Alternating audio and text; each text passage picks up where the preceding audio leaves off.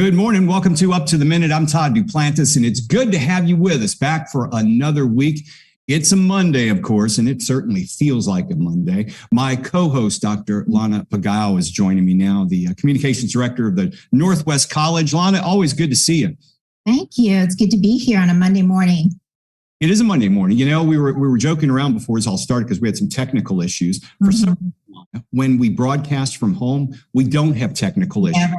But when we come into the big HCCTV studios, like we're live from the podcast studio right now, we got problems. Always. You know, technology is supposed to make our lives easier, but it never does. Yeah, it would have been a lot easier to be sitting home. Yeah, but we are glad to be here with you. We're live, as I mentioned, from HCCTV, and we're here just about every morning that HCC is in session, live at 10 a.m. And Lana, they can also catch us on social media anytime and on HCCTV as well. That's right. So we are live on the Houston Community College District Facebook page, Not HCC, and YouTube. We're also on Twitter, LinkedIn, and on HCC TV at noon, 5 and 10 p.m. Monday through Friday. Okay, Lana, you're going to be talking with this next guest. And HCC, we have a partnership with SkillsUSA for a workforce leadership competition. That's coming up very shortly. And Alberto Urbina is joining us now. He's the Dean of HCC's Material Science and Smart Manufacturing Center of Excellence. Alberto, always good to see you as well. Good morning. Thanks for having me. We're looking forward to hearing about this competition you have coming up. I know it's a big deal for you guys, so stick around. We'll be with you in about 10 minutes. Okay, we're going to kick things off. It is Mental Health Monday, and we're discussing trauma, that whether or not you know it, you're connected to someone who may be having a life-altering traumatic experience. And joining us right now is Dr. Alauna Curry. She's a trauma psychiatrist and our Mental Health Monday guest. Good morning, Dr. Alauna. How are you? Good morning. I'm doing all right this morning. So I wanted to ask you, you have a message quote here. I'm going to read it. I'm going to ask you about that. The quote is, humans have a knowledge and skills deficit that's causing a global psychological crisis. We need to understand our brain and biology to understand our individual and collective mental health. Tell us what you mean by that. Well, how are you doing? Like, how are you really doing?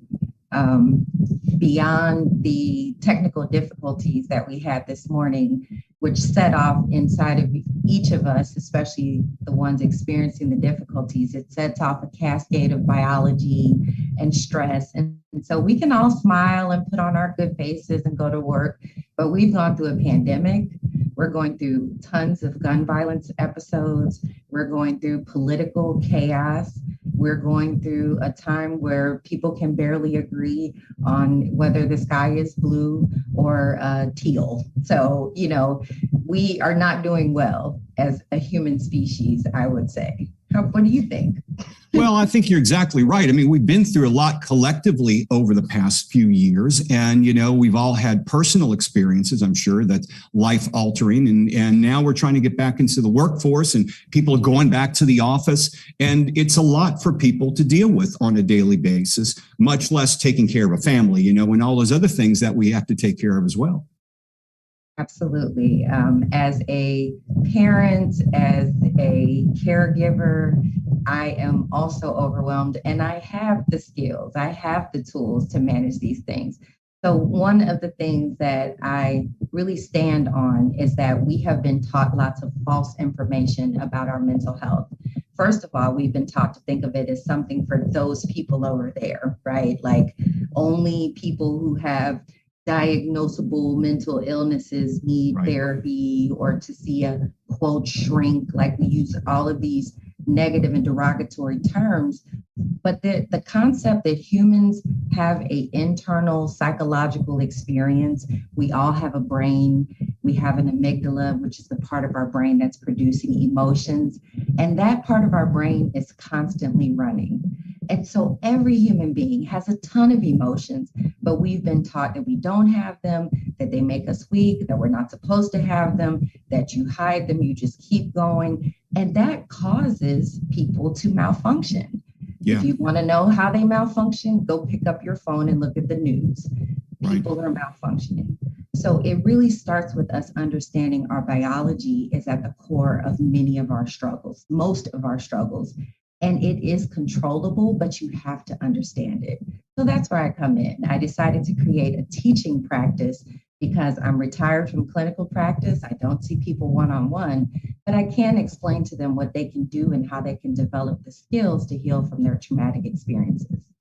And you also, I found this very interesting, you do not prescribe medication to patients any longer. You'd rather teach them, as you were saying, how your brain functions and I guess how you can maybe correct this problem yourself. Is that what you do, teacher? That's exactly what I teach. The core of the issue is that you can't control something that you don't understand. And we have advanced greatly in our external technology, but we don't understand the greatest technology on earth, which is our body and our brain and how it produces internal surges and urges that actually create our decision making. And then we blame it on other people, or God and the devil. And we say, you did that, you made me do that. This made me do that. And I'm here to inform all of us that's literally just not how it works. You can control your own emotions, but you have to understand how they're created in order for you to do that.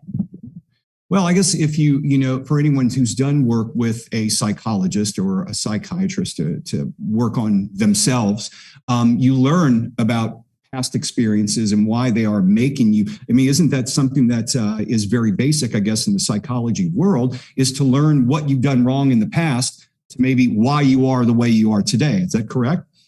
Yes, that is a part of it. And I do encourage people to stay with whatever mental health resources that they have, because talking to people about your experiences and why you make your decisions because of your history, that's actually really important to understand. And I also am a psychiatrist. I've prescribed medications, I've taken medications. So when I say skills over pills, I'm not downing medications. There are definitely conditions where medications can help you get better faster, but you can't take a pill for every roller coaster of life. Yeah. That would not be healthy and that would not be possible. And you would end up being addicted to that medication or addicted to needing that thing to internally calm you. One of our biggest problems is that we use lots of external things to manage our emotions. We drink, we smoke, we work ourselves constantly to stay distracted from just sitting with our own thoughts and experiences because we've been through so much tough stuff, right? So what I teach is different because I go into how your brain is programmed. I talk about the 6 primitive brain systems that are predictably programmed by your psychological trauma and your painful experiences. And then I focus the information on activating the prefrontal cortex, which is the most evolved part of the brain. And many studies now have shown that humans are barely using it. We use 10 to 15% of our prefrontal cortex, which is the part of our brain that is our CEO. It makes our best decisions. It's responsible for how you plan the logistics of getting things accomplished. And it can control those primitive brain systems if you know how to do so. And that's how you can evolve yourself into a healthier mental health space instead of letting your primitive brain make your decisions for you, because that's the default. What is your thought towards, because I have several friends who say, well, I don't take standard medication, but there's natural herbs out there you can take. There's supplements. What are your thoughts towards those? Because if you go to Whole Foods these days, you can go ask any of the people working in the little supplement area. I've got a headache and I've got a backache. What do you got for me that's natural? They'll give you some stuff, and it may cost a lot, but it's all natural. What are your thoughts towards those remedies? Well, what I will say about those remedies is that some of them have value and many of them do not. However, I think the thing that is most important is that you develop your ability to regulate yourself. There is no substitute for knowing how to think through your own thoughts, recognize the emotions they're creating inside of you, and controlling your dang old mouth. And there is nothing that you can put in it that is going to do a better job of controlling you than this prefrontal cortex that is sitting there dormant when you're yelling at your kids or you're fussing at your spouse instead of communicating effectively, when you're going off on people in traffic, or any other, when you're grabbing your drink at the end of the day so you can drink yourself to sleep. It would be less expensive for you to take my course to learn the parts of your brain that can help you control those things and how to use meditation, mindfulness, and empathy skills to self-regulate. Real briefly, empathy. You mentioned something about learning how to control your mouth. Was that part of having empathy for others with trauma? Absolutely. I tell everybody empathy is the secret sauce. I put that ish on everything. Okay. And empathy is not just being aware of emotions and being connected to those, but really taking the experience of the other person just briefly, enough to actually understand where they're coming from and enough to see the experience outside of your own bubble of biology. All humans are trained to think that we're right.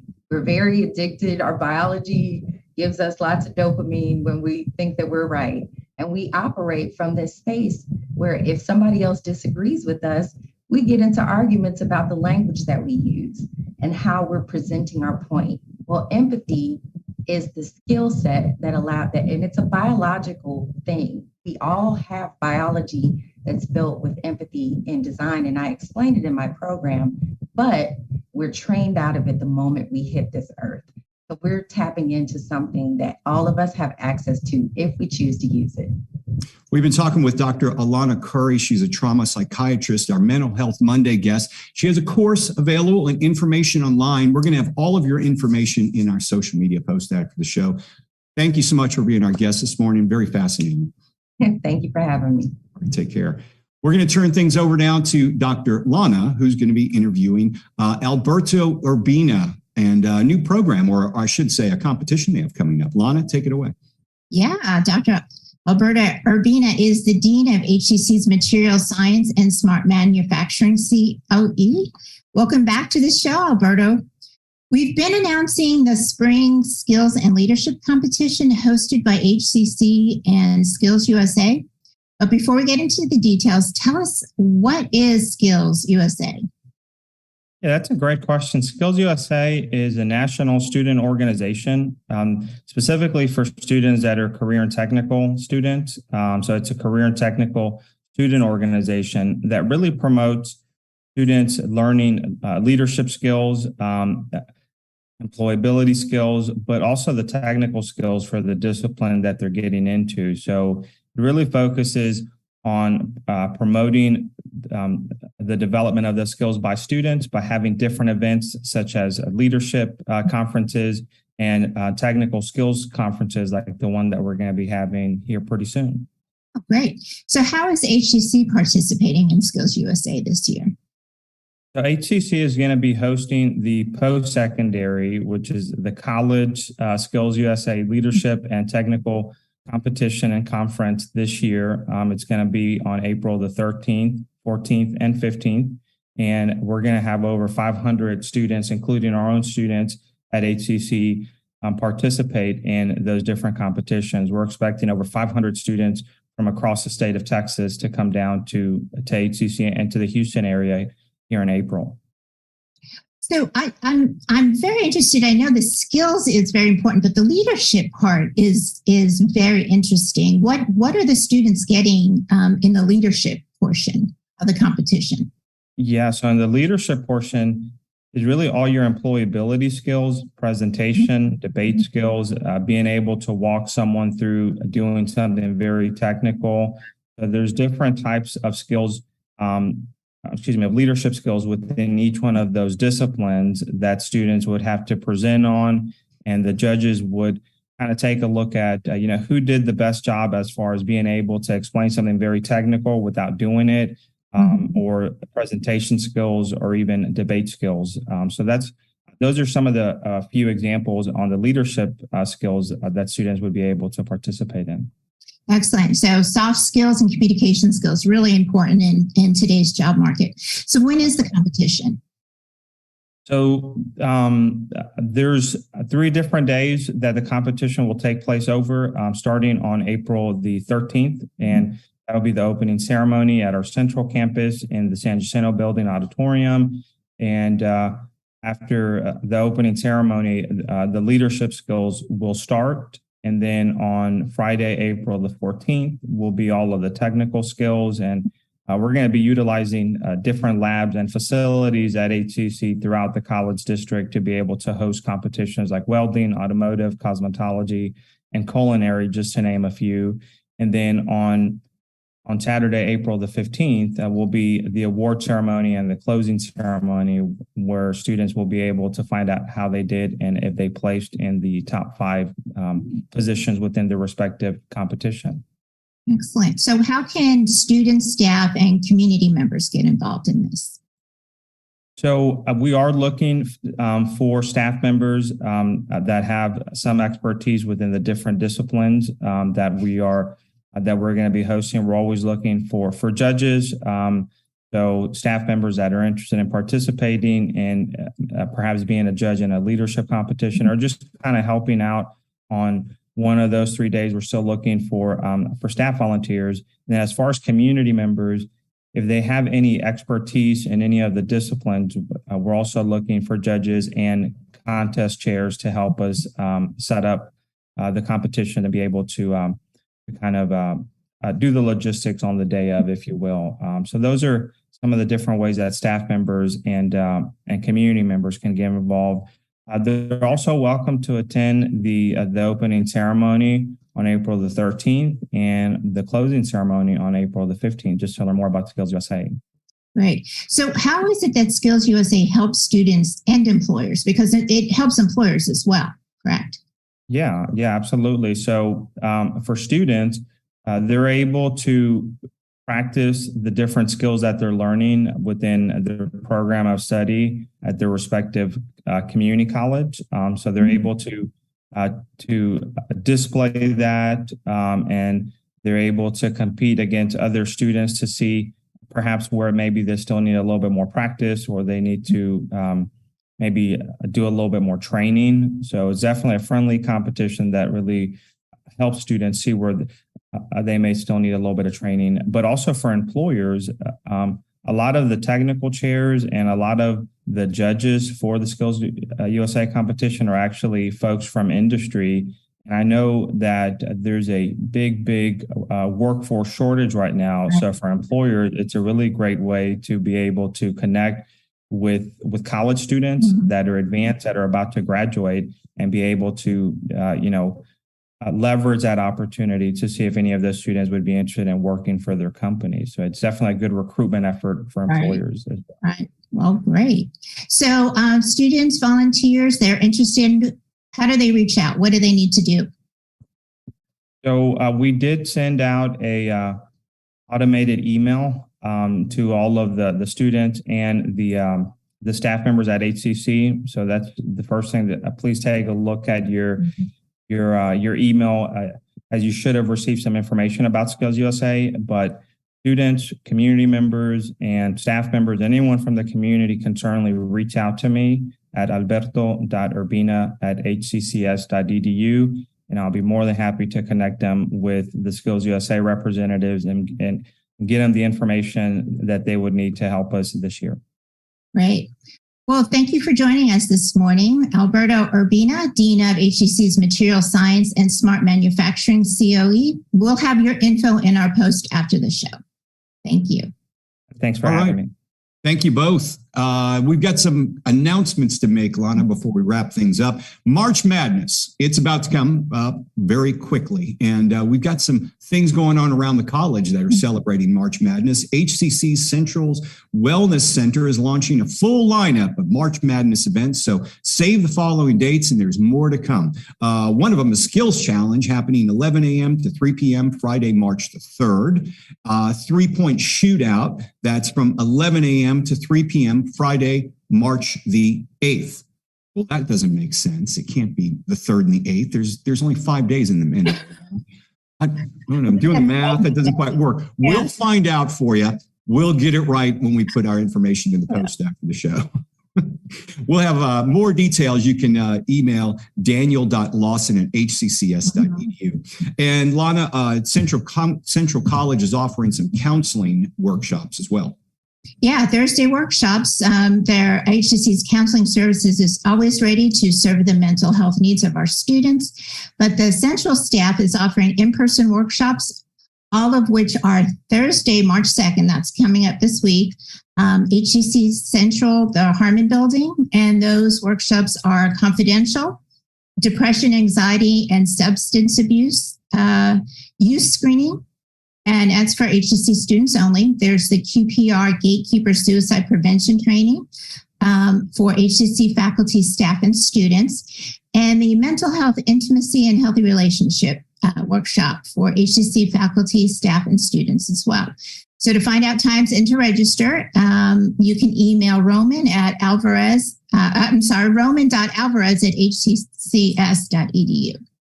Okay, Financial Aid Awareness Month is about to end. You can reach financial aid in the Zoom lobby every month of the year, but February is when HCC's Financial Aid Department makes it their mission to make college more accessible through funding and financial support. Visit our link in our post after the show if you have any financial aid questions. And there's a faculty exhibition going on, Lana, at the Southeast College that's happening. Yeah, it's a return of spring. It's a faculty art exhibition. It's a two-person artist exhibition that features paintings and sculptures by Jonathan Paul Jackson and ceramics and textiles by Rachel Vasquez, both HCC faculty members. And that is going on now through April 6th. And it is at our Southeast East Side Learning Hub gallery, and it's free. And registration is not necessary, and everyone's welcome. Just come on by. So on the show this past Friday, we talked with someone from our creative writing program, and Vocable is something we talked about. It's a journal of arts and writing. They were very excited about it. HCC's Creative Writing Club is looking for the best fiction, creative nonfiction, poetry, artwork, scripts, even comics, and students, for all of our students, see what they have to offer. Vocable, a journal of arts and writing. Submissions are open for this open journal that you can take part in through March the 23rd. To register or to get more information, we'll have some information in our post after the show. And I'm sure you guys over there at the Northwest College are still enrolling students. They've got shorter sessions, but you can still get some credit hours in.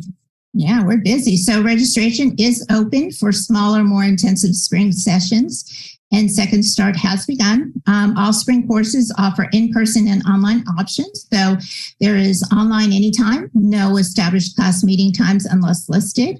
Online on a schedule where you meet at a set time, and courses do meet online. There's the hybrid. Some online, some partially face-to-face, and in person, of course, face-to-face traditional meeting patterns at our various campus locations. And then there's the hybrid lab, which is the lab and studio courses. And to learn more about HCC programs, start dates, and options to cover cost, just go to hccs.edu/apply. Okay, so Lana, tomorrow on the show, we're going to be talking about Rodeo Houston and a legendary Houston restaurant. Of course, I love this place, Brennan's. They've got connections there. Have you been to Brennan's before? Love it. Absolutely love it. I'm not sure if you're a fan of it, but my favorite thing there is the turtle soup. Oh my gosh. How can you pass up that turtle soup? Especially the when turtle soup, all that brandy in it. Is the brandy? Yeah, it's incredible stuff. Well, they're going to be on the show tomorrow because it's Tuesday, which means it's Tasty Tuesday. Later in the week for Thursday Family Fun Day, we'll feature a new exhibit at the Pacific War Museum called Children on the Home Front, Growing Up with War. That's later in the show. Tomorrow, though, Tasty Tuesday. Lana, good to see you always. Great being here. Always have fun. Thank you for joining us, and thanks all of you for joining us on Up to the Minute. We'll be back tomorrow live at 10 a.m. See you then.